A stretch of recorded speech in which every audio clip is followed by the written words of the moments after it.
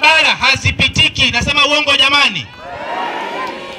Najiuliza wagonjwa watasafirije kwenda kule mjini? Mama mjamzito anaendaje kule? Watu wakilima mazao wanasafirishaje mazao?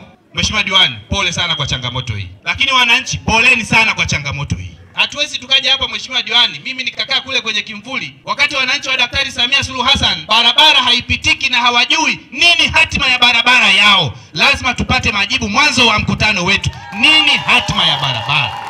Serikali imewaajiri watu ambao kazi yao ni kuhakikisha miundombinu ya barabara inapitika. Tumekwenda huko mpaka Lukumbo, magari yalikwama kule. Tumetembea umbali mrefu kweli kweli. Sasa lazima wananchi hawa wapate majibu. Kwa nini barabara hii haipitiki? Mipango ya serikali ni ipi? Kwa nini watu wa TARURA bado hamjachonga barabara hii? Lini mtachonga barabara hii? Mipango ya kibajeti ikoje? Kwa niaba ya wananchi hawa, TARURA usogee hapo.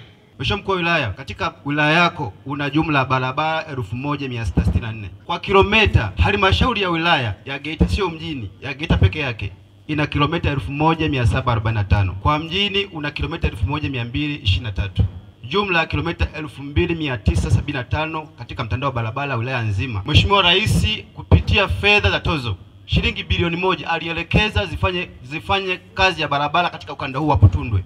Mheshimiwa Mkuu wa Wilaya, tunasubiri idhini kwa ajili ya kutangaza barabara hii kilomita 18 kwa shilingi milioni 491 ili barabara ipitike mwaka huu. Lini mnatangaza?